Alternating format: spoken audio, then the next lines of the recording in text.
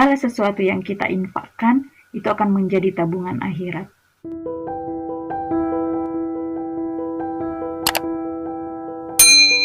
Assalamualaikum warahmatullahi wabarakatuh. Pada kesempatan kali ini kita akan membahas terkait dengan rahasia rezeki. Pada saat kita dalam kandungan ibu, maka Allah telah meniupkan ruh dan menetapkan 3 hal, yaitu terkait dengan hidup dan mati kita, jodoh kita, dan rezeki kita. Dan itu menjadi rahasia Allah dan tersimpan dalam Lauhul Mahfuz. Hari ini kita akan membahas terkait dengan persoalan rezeki. Allah telah menetapkan rezeki seseorang, baik itu rezeki halal maupun rezeki haram. Dan timbullah pertanyaan, kenapa saya harus dihisab atas rezeki haram yang saya dapatkan? Maka jawabannya adalah karena Allah telah memberikan kita akal dan pikiran sesuai dengan fitrah kita. Dan itu akan menjadi pilihan apakah kita akan mau meraih rezeki yang halal ataukah kita ingin meraih rezeki yang haram. Ketika seseorang memiliki iman yang kuat, maka dia tidak akan pernah menjulurkan tangannya untuk meraih rezeki yang haram.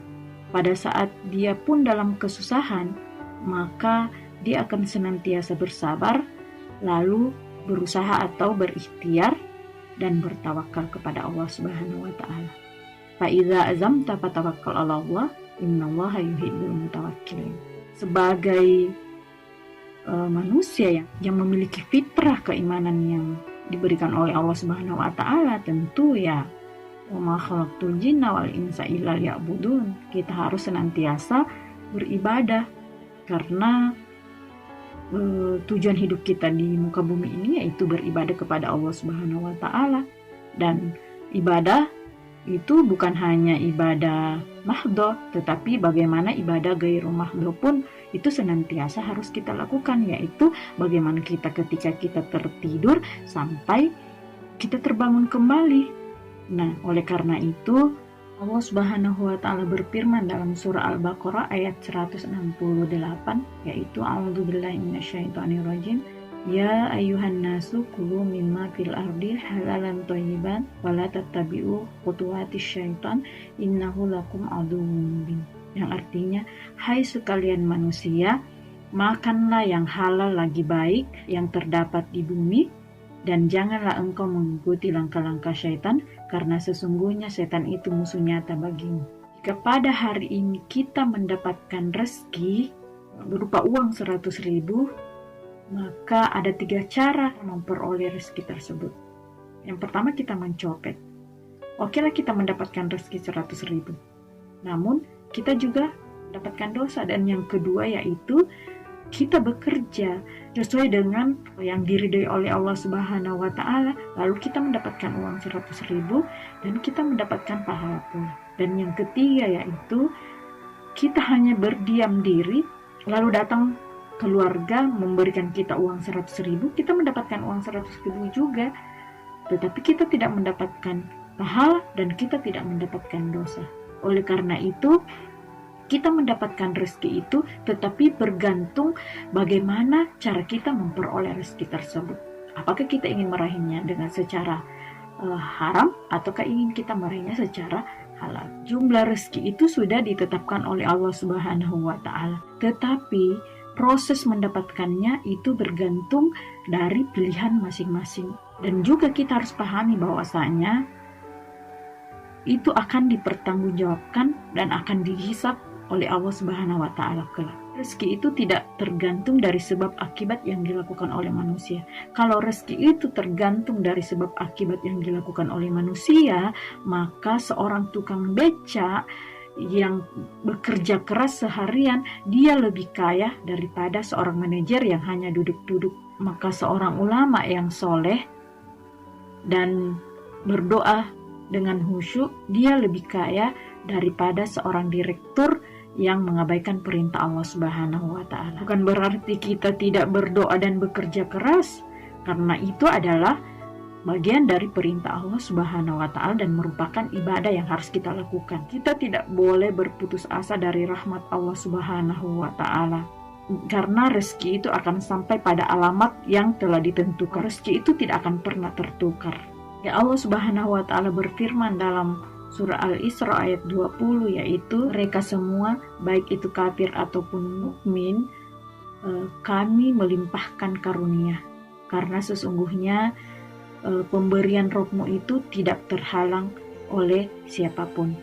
Namun terkadang kita berpikir bahwasanya rezeki itu hanya berupa harta benda, kekayaan, rumah, mobil, jabatan, dan lain-lain sebagainya, tanpa kita sadari bahwasanya rezeki itu adalah segala yang dikaruniai oleh Allah Subhanahu wa taala, termasuk oksigen yang kita hirup, cahaya matahari, hasil bumi, hasil hutan, dan kecerdasan otak pun itu adalah bagian rezeki, serta kesehatan dan kekuatan tubuh yang kita miliki itu merupakan potensi untuk kita senantiasa beribadah atau bekerja.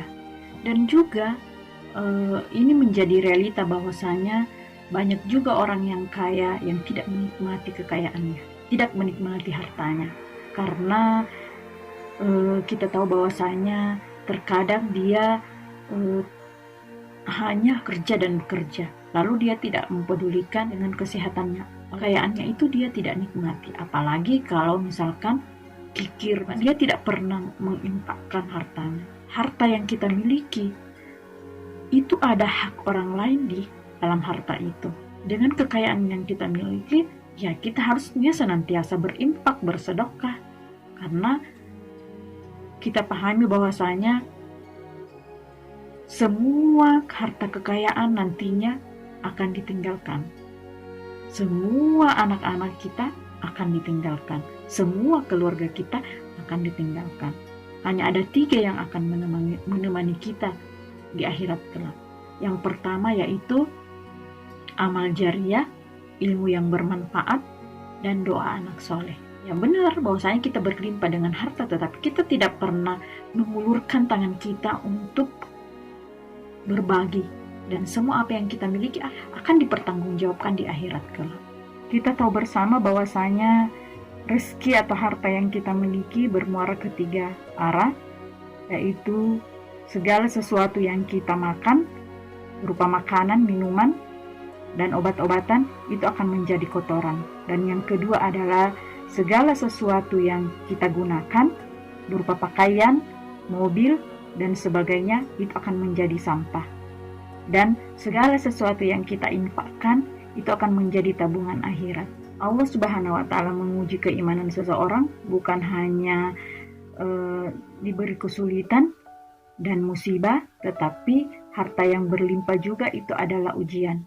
Apakah dia menggunakannya di jalan Allah, mengeluarkan zakat, dan membantu fakir miskin, serta saudara-saudara atau tetangga-tetangga kita yang membutuhkan, menginfakkan di jalan dakwah, ataukah hanya disimpan dan hanya untuk dirinya sendiri tanpa mempedulikan orang-orang yang di sekitarnya, sehingga harta itu akan menjadi malapetaka bagi dirinya dan kita termasuk orang-orang yang merugi. Allah Subhanahu wa taala berfirman dalam surah Al-Anbiya ayat 35, yaitu kami akan menguji kamu berupa keburukan dan kebaikan sebagai suatu ujian, dan kepada kami tempat kamu dikembalikan. Orang yang kaya raya akan lama hisapnya di yaumul akhir karena harta.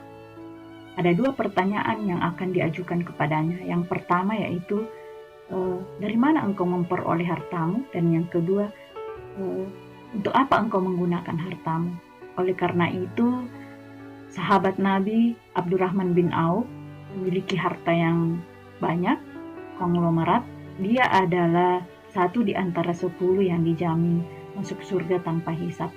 Ketika mendengar Rasulullah mengatakan bahwasanya Abdurrahman bin Auf akan merangkak masuk surga dan akan lama dihisab karena hartanya, sehingga pada saat mendengar hal itu Abdurrahman bin Auf lalu menginfakkan hartanya sebanyak 40.000 dirham sebanding dengan 16 miliar, dan juga berupa unta, kuda, dan sebagainya. Sehingga harta Abdurrahman bin Auf merupakan rezeki baginya karena menginfakkan hartanya di jalan Allah, dan itu bukan kesia-siaan karena dia telah membuat tabungan akhirat.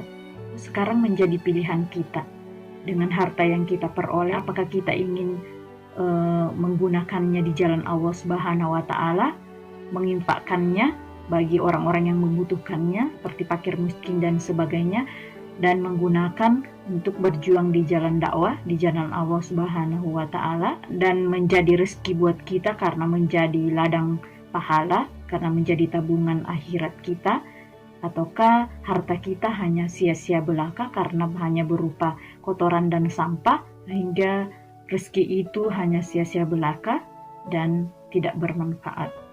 Itu bergantung dari kita, mau menggunakan harta kita di jalan Allah atau hanya sia-sia belaka. Wallahu a'lam bishawab. Assalamualaikum warahmatullahi wabarakatuh.